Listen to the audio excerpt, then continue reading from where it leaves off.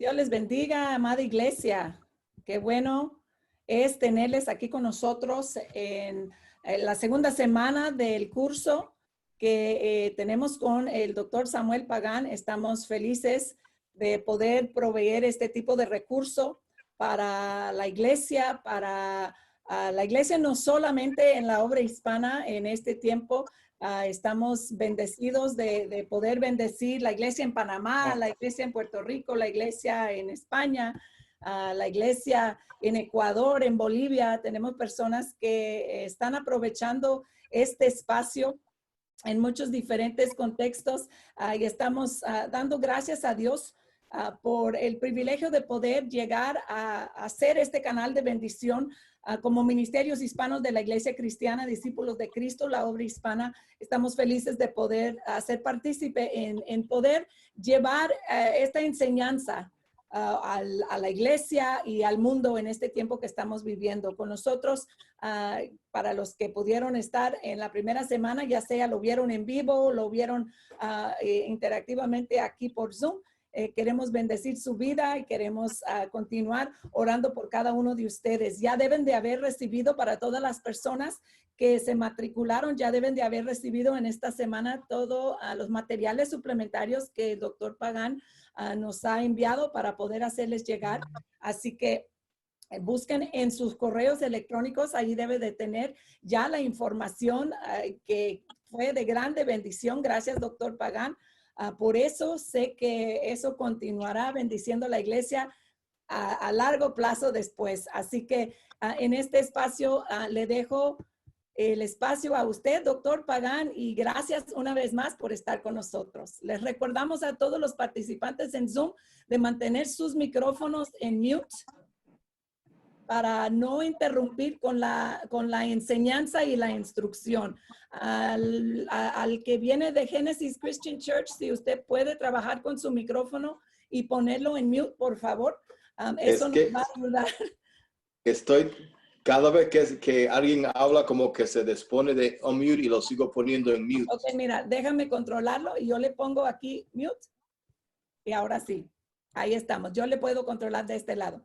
Ahora sí, con ustedes, doctor Samuel Pagán. Saludos, saludos cordiales. Qué placer para mí estar de nuevo con ustedes, con estos diálogos, con este encuentro. Realmente la respuesta primera fue muy buena. Yo espero que esta respuesta haya sido así también de buena.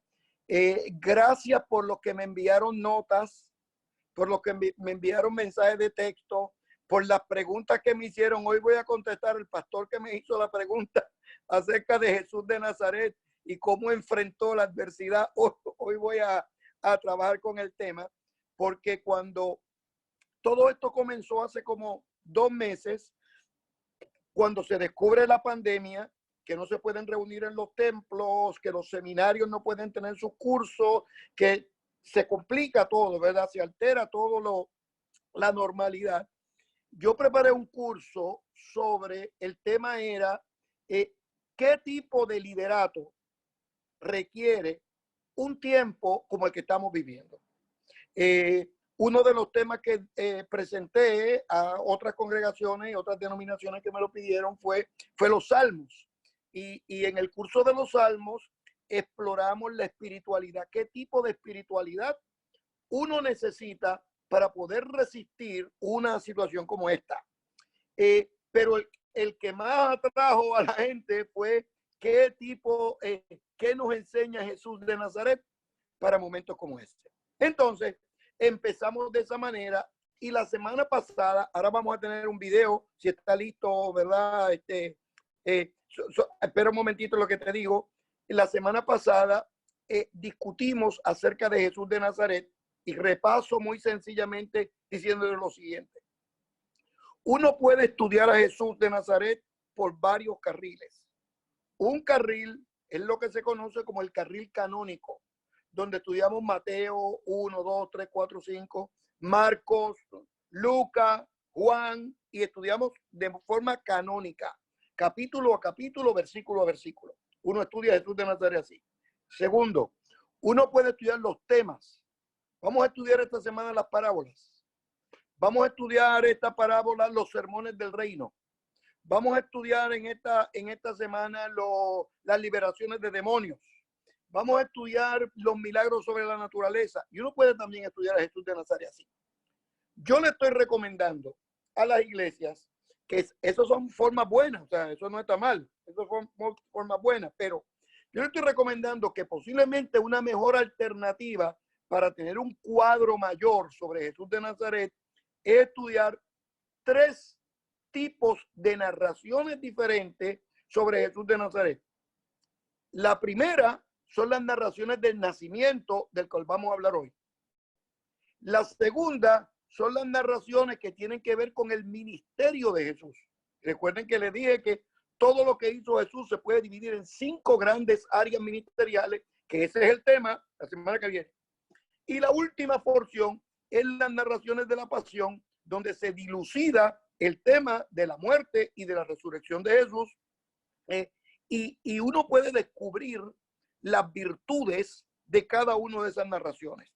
Hoy yo les voy a decir que un líder como Jesús de Nazaret, un líder extraordinario como Jesús de Nazaret, ahorita le explico, ¿verdad? Después de la película, después del video, le digo cómo es que respondió a la vida.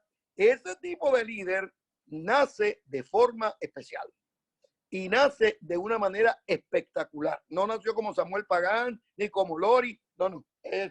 Cuando nació Jesús, el cosmos se afectó. Cuando nace Jesús de Nazaret, los cielos, recuerdan como dice el Salmo, que cuentan la gloria de Dios, hasta una estrella fue moviéndose. O sea, la tierra se conmovió y el cosmos completo se conmovió, porque recuerden que de acuerdo al Evangelio según San Juan, en el principio lo que estaba era ¿qué? El verbo, la palabra, y el verbo era Dios y el verbo era con Dios. Ahora, nace de forma espectacular en la Palestina del primer siglo. Una Palestina singular que vamos a ver ahora un momentito antes de proseguir. Lori, por favor.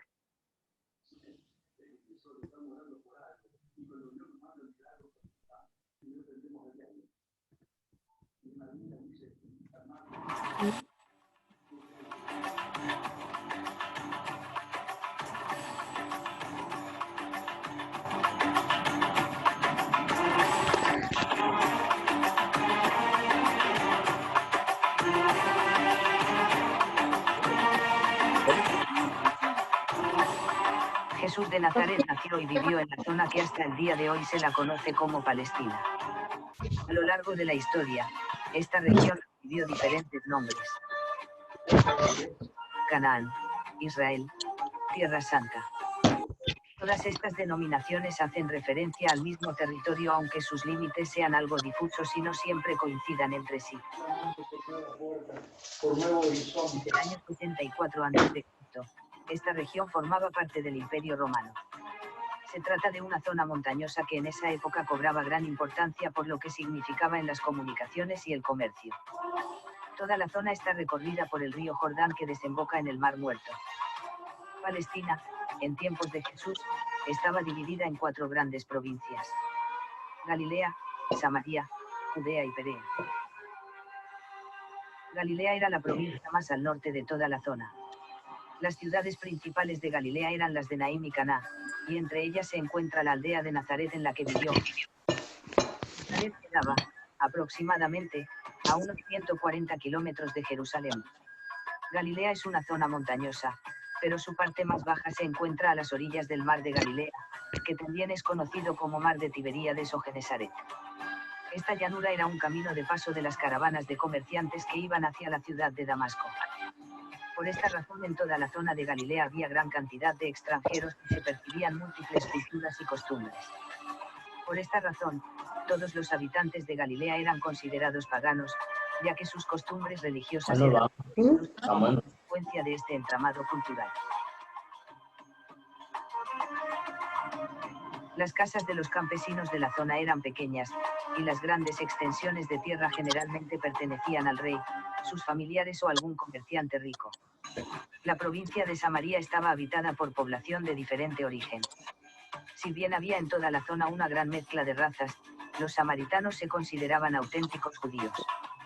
Había una gran rivalidad entre esta provincia y la de Judea, ya que a lo largo de los años se habían generado diversas situaciones de conflicto e invasión que habían alimentado la rivalidad. Daban la importancia religiosa de Jerusalén, y los judíos tomaban a los samaritanos como herejes. Ya se encuentra la ciudad de Jerusalén, capital de la región y ciudad en la que se encuentra el templo. Jerusalén es una ciudad rodeada de desiertos y por lo tanto, una zona con gran cantidad de pobreza. La importancia de la zona es fundamentalmente religiosa, ya que no tiene ubicación estratégica para el comercio ni las comunicaciones. La tierra estaba en pocas manos. Y por esa razón toda esta zona había sido un lugar de gran convulsión social. Entre el año 57 al año 37 a.C., en tan solo 20 años, había habido 6 revueltas populares en Galilea. El pueblo seguía a cualquiera que le prometiera liberarse del impuesto que Roma había creado desde la invasión al territorio. Cada una de las provincias, micrófono y todo, porque por lo general, ejercían la autoridad reprimiendo con gran violencia cualquier situación que amenazara la estabilidad del orden político. Había gran pobreza y violencia como consecuencia del sistema político y económico en el que se vivía. En cuanto a lo religioso también había grandes conflictos. Toda la población de Palestina era muy creyente, pero no todos comprendían la religiosidad del mismo modo. Había en aquel entonces diferentes grupos de personas que tenían mucho que ver en la vida religiosa del pueblo. Por un lado encontramos a los saduceos, que toman su nombre de Sadoc, que fue sumo sacerdote en tiempos de Salomón. Este grupo era integrado por las familias sacerdotales dirigentes, los principales comerciantes y las familias más ricas del campo. Era un grupo sumamente elitista, con gran poder económico e influencias políticas. Otro grupo era el de los sacerdotes. Ellos habían organizado al pueblo luego de la invasión babilonia en el año 538 a.C. y desde aquel entonces tenían un poder político y social que persistía aún en tiempos de Jesús. El sacerdocio no era una opción vocacional sino hereditaria. Según la ley, solo podían ser sacerdotes aquellos que fueran descendientes de Aarón, el hermano de Moisés. Por esta razón, formaban un círculo cerrado.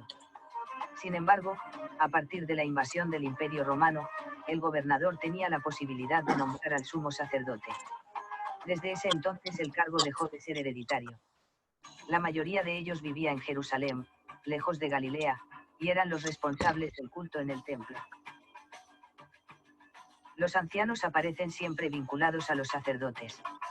Sin embargo, la palabra anciano, en el contexto del Evangelio, no necesariamente hace referencia a la edad. Son los jefes de las familias más ricas e influyentes de Jerusalén. Tenían alianzas con el Imperio Romano, pues con ese orden político ellos lograban beneficios económicos. Los fariseos eran un grupo religioso caracterizado por su estricto conocimiento y cumplimiento de la ley. Para ellos la relación con Dios tenía esta característica y velaban porque todo el pueblo también la cumpliera. Ellos mismos habían terminado de configurar un código legal que contenía 613 leyes que regulaban la vida y el comportamiento del pueblo.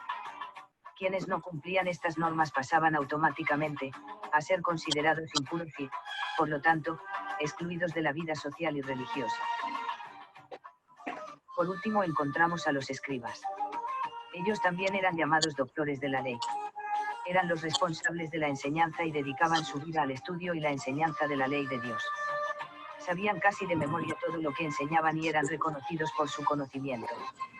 En la sociedad también había grupos definidos. Por un lado estaban los publicanos o recaudadores de impuestos.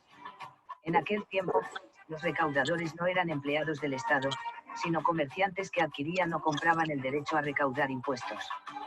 Pagaban una determinada suma de dinero al imperio, y lo que obtuvieran por encima de esa suma pasaba a ser dinero de su propiedad. Era frecuente que el pueblo hebreo no conociera el sistema romano de recaudación de impuestos, pero tampoco se animaba a reclamar por temor a un castigo violento. Esto llevaba a que hubiera grandes abusos. Los recaudadores no siempre eran gente adinerada. En ocasiones, eran personas pobres que eran contratadas por jefes de las grandes familias de la zona. Sin embargo, quedaban marginados de la vida social y religiosa, pues eran considerados como traidores. Los celotes eran un grupo radicalizado que quería liberar al pueblo hebreo del dominio romano. Querían purificar el templo y la sociedad de la corrupción y las idolatrías. Eran profundamente religiosos, pero en tiempos de Jesús aún no lograban conformar una organización sólida. Eran grupos clandestinos con una sólida ideología religiosa y política que buscaba la liberación de Israel. El pueblo estaba, por lo tanto, a merced de las circunstancias. No existía defensa ni prevención. En caso de una enfermedad, mala cosecha, plaga u otros desastres, nadie lo ayudaba. Era muy sencillo quedar ubicado por fuera de la vida social como consecuencia de alguna inconducta, producto del desconocimiento de la ley, o como consecuencia de la necesidad a causa del agobio económico que el imperio generaba. La necesidad de comer, de vivir, de alimentar a la familia obligaba al pueblo a pagar los impuestos, a comprar mercaderías, a conseguir empleo, a hospedar visitantes. Todo esto debilitaba la identidad religiosa y los llevaba a moverse en los márgenes de la ley hebrea. Los sacerdotes, escribas y fariseos eran los portavoces de la religión oficial. Enseñaban y defendían los valores del templo, la ley y la pureza. Pero la impureza amenazaba por todos lados y la práctica de la religión con sus centenares de leyes y normas se convirtió en un peso que hacía sufrir a la mayoría de la población. En lugar de sentirse con agrado ante Dios, el pueblo se sentía rechazado y pecador. No estoy hablando. Marginado por causas económicas, sociales, étnicas, políticas, religiosas. Se excluía a los extranjeros, a los publicanos, a los soldados, a las prostitutas y pecadores, a los enfermos, a las mujeres, a los campesinos. En un mundo político que vulneraba a las personas, el sistema religioso se encargaba de excluirlos completamente. Este fue el mundo en el que le tocó nacer a Jesús. Muy bien, muy bien, muy bien. Hasta ahí culminó. Saludos, saludos. Miren, ese fue el mundo, culmínalo ya, Lori. Ese fue el mundo de que Jesús nació. Jesús nace en un mundo donde la religión y la política se habían unido. Y esa es una mezcla explosiva. Cuando los políticos se dan cuenta del poder de la religión, tratan de manipular la experiencia religiosa y tratan de manipular, los políticos tratan de manipular los líderes religiosos para lograr no los objetivos de la religión, sino lograr los objetivos del imperio. Y en eso, si ustedes creen que alguna persona contemporánea es buena en eso, se equivocan. Los que eran realmente fuertes en eso eran los romanos.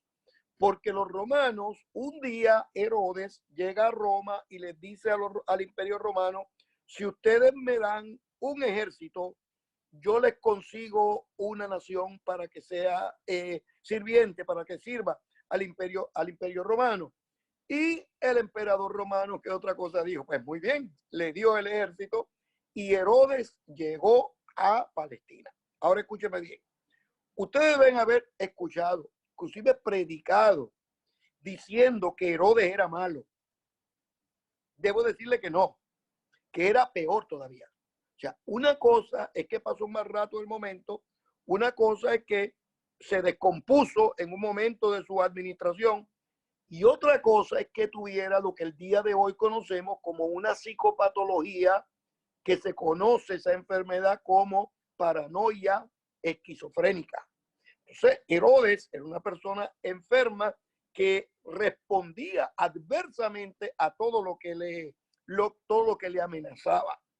Yo quiero que sepan que hay un documento romano, documento oficial de Roma, donde el emperador dice, es mucho mejor en Palestina, en el imperio de Herodes, es mucho mejor ser un perro, ser un cerdo en ese imperio, en ese reino, que ser la esposa de Herodes, ser hijo de Herodes o ser un general del ejército de Herodes. Porque Herodes no mataba cerdos ni mataba perros. Pero si la esposa era muy bonita, la mandaba a matar para que no se la miraran. Si el hijo era muy inteligente, lo mandaba a matar para que lo sacaran del ambiente. Y antes de morir, mandó a matar a todos los generales de forma tal que el pueblo llorara cuando él iba a morir. Quería que mataran a los generales para que hubiera luto general cuando él muriera. Era una persona enferma. Ese fue el mundo de Jesús de Nazaret y ese fue el mundo donde nace Jesús. Ese que predicaba el reino. ese que predicaba y apoyaba a las mujeres, ese que apoyaba a los leprosos y los tocaba, ese que afirmaba el ministerio para con los niños, que presentó discursos como el de las bienaventuranzas, que respondió a las necesidades del pueblo de una forma espectacular. Este Jesús nace en ese ambiente de hostilidad irracional que vivía Herodes. Era un momento de contubernio de la religión y la política. Era un momento de enfermedad y de dolor. Y para los que piensan que el día de hoy estamos viviendo esta pandemia que nunca se había visto, yo quiero que sepan que en la época de Jesús, un poco al norte en la Galilea, se formó un brote de lepra. Y yo creo que ustedes sepan, recuerdan que vinieron 10 leprosos que solamente el sermón que damos, solamente uno agradeció, pero fueron 10 los que fueron sanados. Y el número 10 en la Biblia simboliza algo completo, o sea, un número serio. O sea, esos 10 leprosos representaban un grupo mayor y Jesús respondió a la pandemia de la lepra con autoridad y con valor en el nombre del Señor. Por eso es que los líderes religiosos del día de hoy también tienen que responder con sabiduría, con prudencia y con autoridad a esta pandemia en el nombre del Señor. Ahora, las narraciones bíblicas nos presentan cómo nació Jesús de Nazaret, cómo llegó a la tierra Jesús de Nazaret, cómo comenzó a ministrar. Y yo quiero que sepan que en los 4 evangelios canónicos, nosotros tenemos los 4 evangelios canónicos, Mateo, Marcos, Lucas, Juan. En Juan, todo empieza en el principio de todo, en Génesis 1:1. En Marcos comienza con Juan el Bautista. Sin embargo, tanto Mateo como Lucas comienzan las narraciones de Jesús de Nazaret, comienzan esas narraciones en Belén, porque al nacer en Belén era el cumplimiento de las profecías del Antiguo Testamento. Y la primera gran declaración teológica que tenemos con el nacimiento de Jesús de Nazaret es que el Dios bíblico cumple sus promesas. Y este Dios bíblico que cumple sus promesas había prometido un Mesías, había prometido un reino, había prometido una nueva ola, un nuevo momento, un nuevo instante en la historia. Y Jesús de Nazaret lo cumple en su vida y en su nacimiento. Y cuando vemos en el nacimiento, podemos ver las siguientes narraciones para que los que estén apuntando, apunten, porque les puede servir de sermón de Semana Santa. Y escuchen esto bien, las narraciones del nacimiento no son para predicar únicamente en la Semana Santa. Y yo les voy a decir por qué. La primera gran declaración teológica es que el Dios bíblico cumple sus promesas. Además, nosotros vemos en Mateo lo siguiente. Número 1, hay una genealogía. Quiere decir que la comunidad judía estaba preocupada porque cumplieran y que el Mesías fuera hijo de David y también viniera de la tradición de Abraham. Segundo, que el nacimiento fue especial, que hubo una estrella que iluminó el camino, que vinieron unos magos de Oriente, especialmente de lo que se conoce el día de hoy como Irán. Llegaron desde Irán, Persia, y llegaron a Belén para adorarle. Esa es una gran afirmación teológica, porque en un momento donde el Mesías se veía únicamente relacionado con el judaísmo y con el pueblo de Israel, de pronto Dios se revela a las naciones más lejanas, a Persia, porque el evangelio viene no como un elemento religioso y nacionalista, viene para hacer una experiencia internacional. Y en la revelación de Dios no solamente llegaron los judíos, sino llegaron hasta los puertorriqueños. Miren qué cosa está más extraordinaria. Y llegaron los hispanos en los Estados Unidos, porque son parte de la revelación de Dios en Cristo. En Belén, ciertamente, y en Mateo, se habla de Herodes y de su actitud psicopatológica contra el Señor. En Mateo se habla de Belén, de Egipto. Y lo interesante del caso es que, de acuerdo con las narraciones de Mateo, cuando muere Herodes, José y María regresan, pero no regresan a Belén, regresan a Nazaret. Y ahí en Nazaret es que el Señor crece, y ahorita les voy a decir la implicación del crecimiento en Nazaret. Por el otro lado, nosotros tenemos a Lucas. Miren lo que enfatiza Lucas en la narración del nacimiento de Jesús. Primero, se menciona el anuncio de Juan el Bautista. Y si ustedes leen Malaquías, el último libro del Antiguo Testamento, el capítulo final de Malaquías, lo que dice es: Dios va a enviar un heraldo para que anuncie la llegada del Mesías. Eso es lo último que dice Malaquías. Y cuando usted pasa a Mateo, lo primero que dice Mateo es que vino uno que se llamaba Juan, que comenzó a predicar y comenzó a anunciar el reino y a anunciar la llegada del Mesías. Quiere decir, Malaquías afirma la promesa, y en Mateo y en Lucas se dice que el Dios bíblico cumplió sus promesas para darle a la gente vida y vida en abundancia. Están los anuncios del nacimiento de Jesús, la visita que María le hizo a Elizabeth, la profecía de Zacarías, el nacimiento propiamente de Jesús. Lucas tiene estas narraciones extraordinariamente de los pastores que llegan allí. Se supone que no llegaran, porque en el orden sociológico de la sociedad palestina, los pastores no estaban arriba, estaban bien abajo. Y sin embargo, Dios se revela a los pastores de forma extraordinaria. Y yo quiero decirle esto, que muchas veces nosotros hemos predicado acerca de que los ángeles le cantaron al Señor: gloria a Dios en las alturas, en la tierra paz. Yo quiero que ustedes sepan que en Belén, hasta el día de hoy, cuando nace un niño, los vecinos se reúnen para cantar y darle la bienvenida, ¿verdad? Una especie de bienvenida.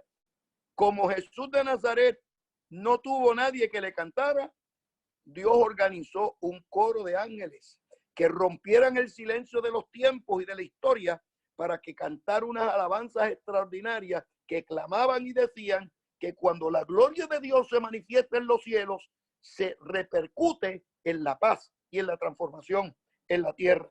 Y lo último de esas narraciones es cuando va al templo y allí es presentado, y allí tenemos la profecía y tenemos la oración donde dice: despide a tu siervo en paz. El texto bíblico dice: despide a tu siervo en paz, porque ha visto al Mesías.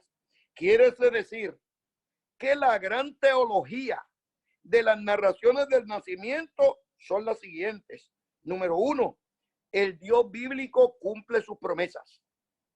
Y la promesa del Mesías la cumplió. Y la cumplió en el momento más difícil de la historia. No hay muchos Herodes a través de la historia. Hay políticos y políticos. Y Herodes es una calidad diferente de político, porque no solamente era un mal político, sino que estaba enfermo, una cuestión psicopatológica irracional. Segundo, y escuchen esto bien, porque los prediquen todo el año. Desde el día 1 a Jesús lo rodeó lo supernatural de Dios, lo extraordinario, lo milagroso, lo transformacional. Jesús de Nazaret vivió en medio del entorno divino, y en medio del entorno divino comenzó a anunciar la llegada del reino y comenzó a hablar la palabra de la esperanza y la palabra de liberación de los cautivos. Desde su nacimiento, Dios lo estaba protegiendo, Dios lo estaba guiando, Dios lo estaba orientando para que cumpliera su voluntad. Las narraciones del nacimiento indican que Dios cumple sus promesas, y la palabra y el mensaje y el ministerio que Dios tiene con alguna persona lo va preparando, lo va organizando, lo va afinando, fine tuning, lo va afinando para que se logre y se ponga de manifiesto la voluntad de Dios. Voy culminando para decirle lo siguiente. Número uno, desde el día 1 empezaron a perseguirlo. Y Herodes, con todo su poder, con toda su autoridad, con todos sus ejércitos, trató de perseguir y matar a Jesús de Nazaret. Primero, comenzó a buscar los niños. Primero le dijo a los reyes, a los magos de Oriente, busquen dónde está y díganme que yo también quiero ir allá a adorarle. La mentira jugó un papel protagónico. De pronto, Jesús de Nazaret nace, Herodes pone todo su ejército a buscarlo y un bebé que no había dónde ponerlo, que lo tuvieron que poner en un pesebre porque no encontraron dónde ponerlo. Un pesebre es un lugar inhóspito, lleno de microorganismos patógenos, un lugar donde se enferma la persona que pongan allí. Sin embargo, desde ese lugar humilde, la humildad se enfrentó al poder político y la humildad lo venció en el nombre del Señor. No solamente comienza a vencer desde pequeño, sino que cuando va a Egipto, allá en Egipto comienza a crecer y desarrollarse. Ahora miren esto bien, que posiblemente no saben mucho. Miren, generalmente pensamos que Jesús de Nazaret estuvo 2 años en Egipto. Parece que no, que estuvo un poco más. Porque cuando uno coordina las fechas, uno se da cuenta para que cuaje y Jesús debe haber nacido el año 4, 5 quizás, 4, 5. Algunos piensan, como yo digo en mi libro, que fue el 15 de abril del año -4. Ese es el día posiblemente que nació Jesús de Nazaret. Y muere el año 30. Jesús de Nazaret comienza, y para que cuadre con la muerte de Herodes, Jesús y la familia de Jesús deben haber vivido en Egipto como 6 o 7, quizás 8 años de Jesús.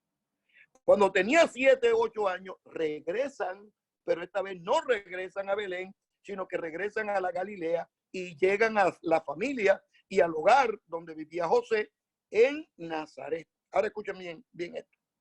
Viene una persona de San Juan de Puerto Rico, de Ciudad de México o de Guatemala. Tiene un bebé. A los 2 años, año y medio, le dice el papá y la mamá, vamos a irnos con el bebé a Rusia y vamos a vivir en Siberia. Luego de 6 años, el nene tiene 8, 7 u 8 años. Dicen, vamos a regresar ahora a San Juan y a México. Yo le pregunto, ¿qué idioma habla ese niño que se cría en Siberia? Lo más probable es que habla ruso. Es decir, que en Egipto Jesús de Nazaret aprendió el copto, el griego, el egipcio antiguo. 1. 2. En el hogar aprendió arameo. 3. En la sinagoga aprendió hebreo. Y 4. En el trabajo de carpintero aprendió griego. Quiere decir que Jesús no era bilingüe, era polilingüe. Hablaba por lo menos 4 idiomas. Y una persona que habla 4 idiomas no podemos distinguirla como que sea una persona con poca educación. Se educó en la sinagoga donde le enseñaban a discutir los textos bíblicos. Por tal razón, la última narración de los relatos que tienen que ver con el nacimiento presentan a Jesús en el templo discutiendo con las autoridades del templo. Y lo peculiar del caso es que los rabinos, los estudiosos, esa gente que les dice en la película que acabamos de ver, todas estas personas estudiosas de la ley se quedaban asombrados con la sabiduría de Jesús, que según el texto bíblico crecía para con los hombres con gracia y con sabiduría. ¿Cuál es la gran enseñanza? ¿Qué nos quiere enseñar el evangelio con el nacimiento de Jesús? Número 1, que el Dios bíblico ve el dolor de su pueblo. Número 2, que el Dios bíblico escucha el clamor de su pueblo. Número 3, y un Dios que ve y un Dios que escucha puede hacer otra cosa más que dejar su trono de gloria y dejar el espacio sideral y dejar el infinito y hacerse ser humano y meterse con nosotros. Escuchen esto bien.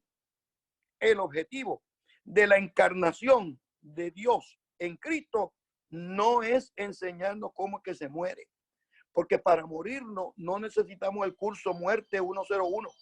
Ahora alguien se enferma y no le llama por teléfono, llama por teléfono a Lori. Lori, mándame el curso Muerte 101 porque me voy a morir el mes que viene.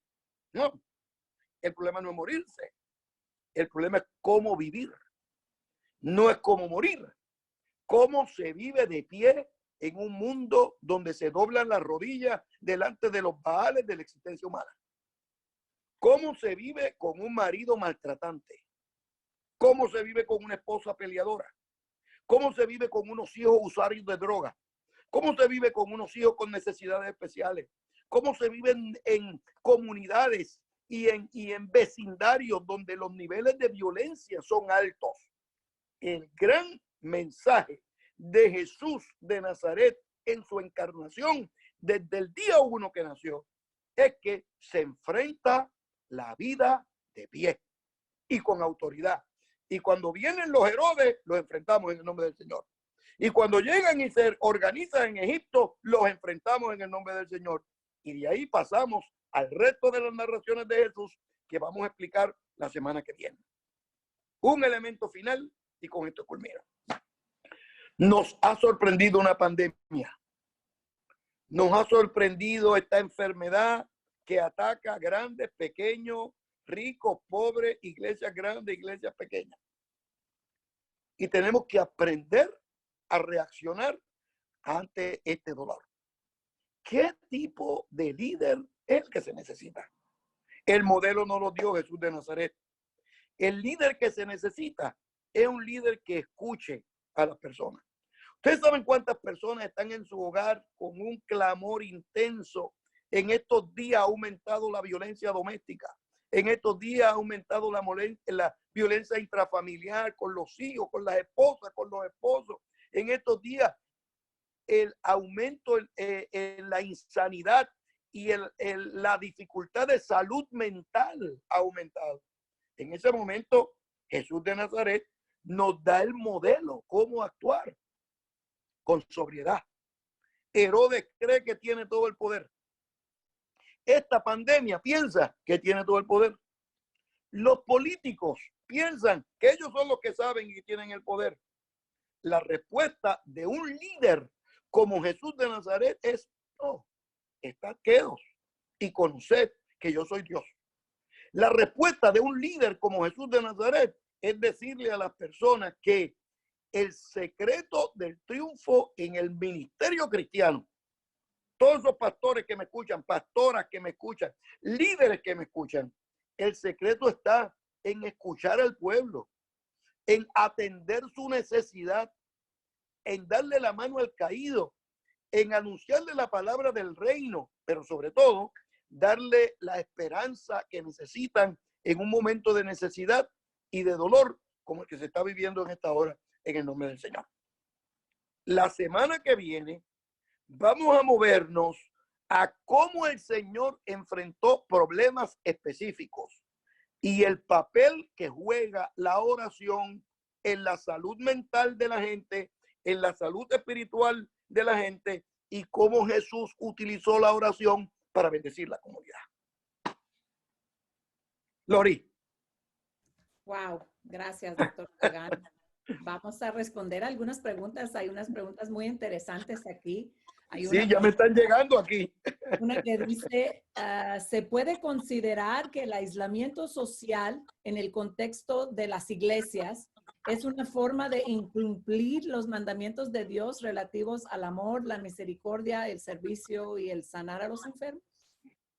Yo le estoy diciendo a la gente, y anoche estuve en un gran programa que dimos de más de 50,000 personas, yo le estoy diciendo a la gente que la expresión distanciamiento social no es la adecuada. Tenemos un distanciamiento físico y temporero, pero yo creo que ahora muchas congregaciones han estado más cerca de su gente que nunca. O sea, el diálogo ha sido más íntimo, los sistemas de comunicación han sido muy íntimos. Quiere decir que este distanciamiento físico es una experiencia temporera, porque esto va a culminar en 2 meses, en 6 meses o en 1 año. Pero yo creo que debemos ser prudentes de forma tal de evitar un contagio mayor y en cualquier lugar de las ciudades, pero menos en la iglesia y en el templo de Cristo. Buena pregunta esa. Otra pregunta aquí dice, en los casos de violencia doméstica y el abuso infantil, ¿qué recomienda que hagan las víctimas? Máxima si los victimarios son cristianos, los líderes y Que pastores. llame si hay golpe, si hay violencia que se manifieste, hay que llamar a la policía. No importa si sea cristiano, no cristiano, creyente, no creyente, el que sea, yo creo que hay que ajustarlo de forma tal. Recuerdan que la violencia intrafamiliar comienza de forma solapada, sabe decir una mala palabra, un grito, un puño en la mesa, luego se va acercando, luego un empujón, luego del empujón, grito y un puño y puede llegar hasta el asesinato. Por eso es que la violencia intrafamiliar hay que detenerla ya. Hay que detenerla y darle el tratamiento adecuado al cónyuge o a la persona que esté violenta, que no necesariamente es el papá. Son niños que ponen violencia, a veces son madres que se ponen violentas, a veces son hermanos mayores, hermanos menores. O sea, como esto es un arreglo nuevo, la frustración a veces hace que la gente actúe con imprudencia, pero hay que detenerla tan pronto llegue. Amén. Aquí hay otra pregunta que dice, Por favor. ¿por qué razón considera que el Señor le prohibió a Pablo ir a Asia a predicar? ¿Quién hizo esa pregunta? Mira, el que haya sido, tiene que matricularse en el curso del Nuevo Testamento el año que viene completo. Amén, amén. Esa no es una palabra, esa no es una pregunta de sí o no. Bueno, pero déjame agregar lo siguiente. Mire, fue una cuestión temporera, porque después llegó. Recuerdan que llegó el hombre macedónico, llegó. Todo tiene su tiempo y todo lo que se quiere debajo del cielo tiene su hora.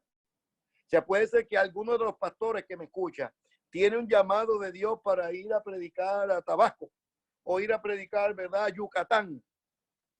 A mí me gustaría ir a predicar a Acapulco. Cada cual tiene su lugar. O sea que, pero no podemos salir cuando nosotros pensemos.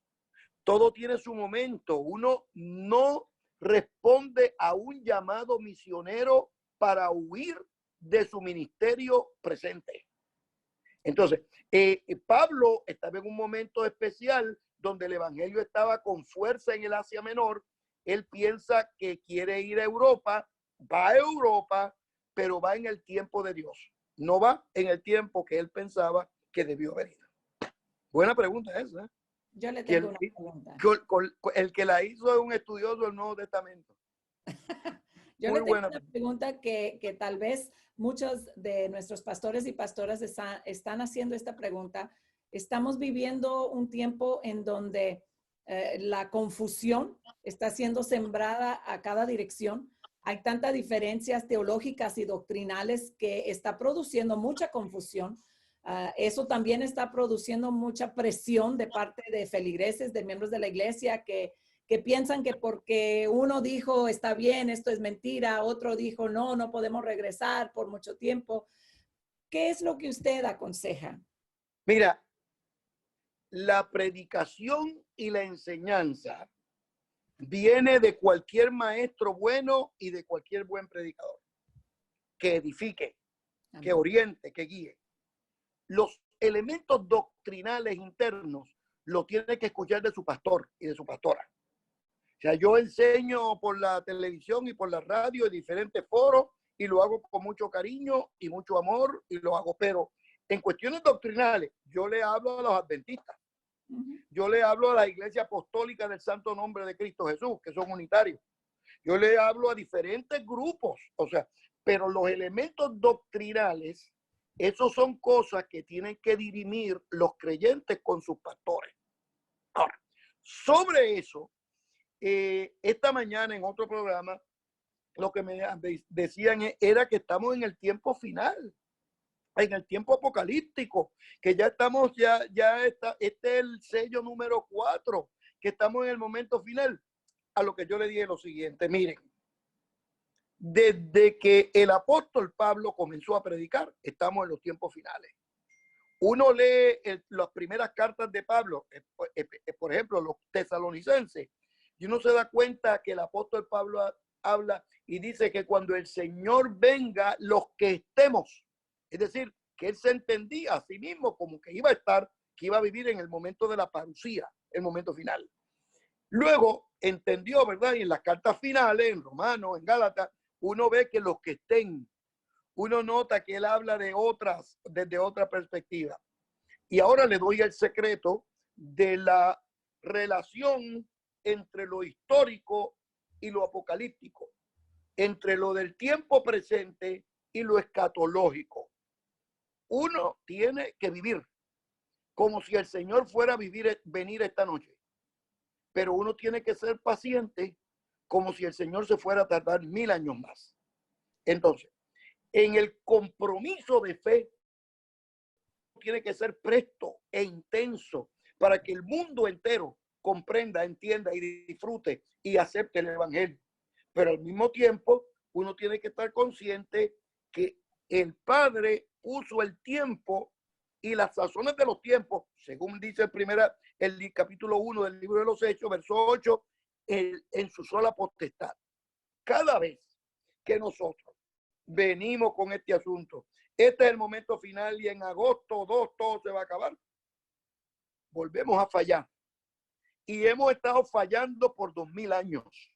Y yo le pregunto a mis estudiantes, si con esta metodología no hemos dado en el clavo por 2000 años, ¿qué nos hace sospechar a nosotros que con la misma metodología el mes que viene vamos a dar en el clavo? O sea, vamos a tener la razón. O sea, sencillamente, los tiempos se acercan.